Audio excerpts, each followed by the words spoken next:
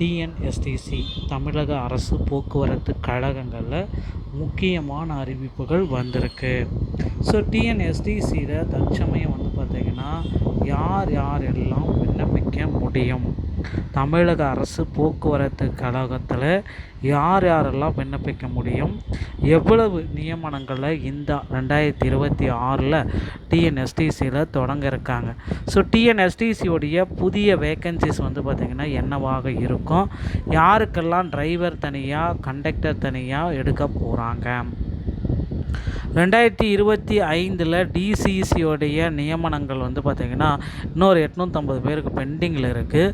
So டிஎன்எஸ்டிசியில் இவங்களுக்கு எப்பொழுது posting போடுவாங்க, தமிழக அரசு போக்குவரத்து கழகத்தில் டிஎன்எஸ்டிசியில் சேரணும் அப்படின்னா என்னென்ன உங்களுக்கு தேவை, ஸோ எப்படி இந்த டிஎன்எஸ்டிசிக்கு டிரைவராகவும் கண்டக்டராகவும் போக முடியும், இதை பற்றி தான் நம்ம இந்த ஒரு வீடியோவின் வாயிலாக பார்க்கலாம். ஸோ தமிழக அரசு போக்குவரத்து கழகங்களில் காலி பணியிடங்கள் 28,000க்கு மேற்பட்ட காலி பணியிடங்கள், ஓகேங்களா. ஸோ 28,000க்கு மேற்பட்ட காலி பணியிடங்கள் ரெடியாக இருக்குது. ஸோ நீங்கள் பார்த்திங்கன்னா இப்போ இருக்கிற சுச்சுவேஷனில் போக்குவரத்து கழகத்தில் விதிகளை பயன்படுத்தி நீங்கள் நுழையலாம். போக்குவரத்து கழகத்தில் காலி பணியிடங்கள் அப்படின்றது நாளுக்கு நாள் அதிகரித்து கொண்டு தாங்க வரும், என்றைக்கும் குறைய போகிறதெல்லாம் கிடையாது. ஸோ ஒவ்வொரு நாளுமே போக்குவரத்து கழகத்தில் காலி பணியிடங்களுடைய எண்ணிக்கை வரலாற்றை காணாத அளவுக்கு அதிகரிக்க போகுது. இது எப்படி அப்படின்னா, போக்குவரத்து துறையில் முதல்வர் விஜய் அவர்கள் 3000க்கும் மேற்பட்ட எலக்ட்ரிக் பேருந்துகள் மற்றும் 1000க்கும் மேற்பட்ட ஏசி பேருந்துகளை கொள்முதல் செய்ய சொல்லிட்டாரு.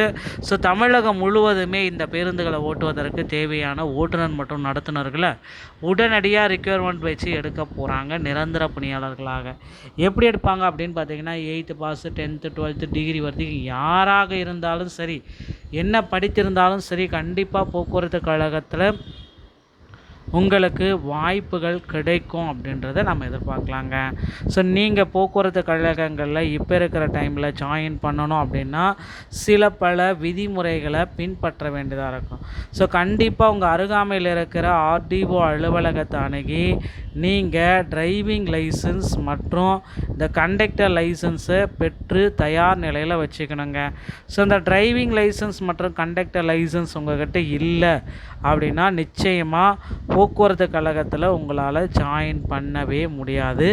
இது ரொம்ப ஒரு முக்கியமான விஷயத்தில் போக்குவரத்து கழகத்தில் வந்திருக்க அந்த ஒரு முக்கியமான விஷயம். ஸோ அதனால் டிரைவிங் லைசன்ஸ் மற்றும் கண்டக்டர் லைசன்ஸை எடுத்து தயார் நிலையில் வச்சுக்கோங்க மக்களே. எப்பொழுது வேண்டுமானாலும் தமிழக அரசு சார்பாக புதிய நோட்டிஃபிகேஷன் வெளியிட போகிறாங்க. அப்போ பார்த்திங்கன்னா டிரைவிங் லைசன்ஸ் கண்டக்டர் லைசன்ஸ் கண்டிப்பாக கேட்பாங்க. ஸோ ஒரு லைசன்ஸ் தான் இருக்குது அப்படின்னா கண்டிப்பாக உங்களை நிராகரிக்கப்படுவதற்கு நிறைய வாய்ப்புகள் இருக்குது. அதனால் 2 லைசன்ஸ் இருக்கிற மாதிரி பார்த்துக்கோங்க. தமிழக அரசு போக்குவரத்து கழகத்தால் டிரைவிங் லைசன்ஸ் எளிமையாக எடுத்துக்கலாம். ஆனால் கண்டக்டர் லைசன்ஸ் எடுக்கணும் அப்படின்னா தமிழ்நாடு திறன் மேம்பாட்டு கழகத்தை அணுகி அங்கே ஃபஸ்ட் எய்ட் சான்றிதழ் முதலுதவி சான்றிதழ் கொடுப்பாங்க. அதை வாங்கி ஆர்டிஓ அலுவலகத்தில் காண்பித்தால் தான் உங்களுக்கு கண்டக்டர் லைசன்ஸ் ப்ராசஸே நடக்கும், ஓகேங்களா.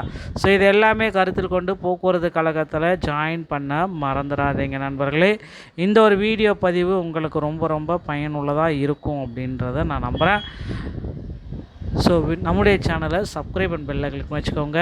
2025 நடைபெற்ற டிசிசியோடைய நியமனங்கள் பெண்டிங்கில் இருக்குதுன்னு சொல்கிறாங்க. கண்டிப்பாக அந்த பெண்டிங்கில் இருக்கிற நிறுவனங்களுக்கு விரைவில் போக்குவரத்து கழகத்தில் பணி வாய்ப்பு கொடுப்பாங்க அப்படின்னு எதிர்பார்க்கலாங்க. டிஎன்எஸ்டி சம்பந்தமான செய்திகள் அனைத்தையும் உடனுக்குடன் பெற நீங்கள் நம்முடைய சேனலோட இணைந்திருங்கள். நன்றி, வணக்கம், தேங்க்யூ.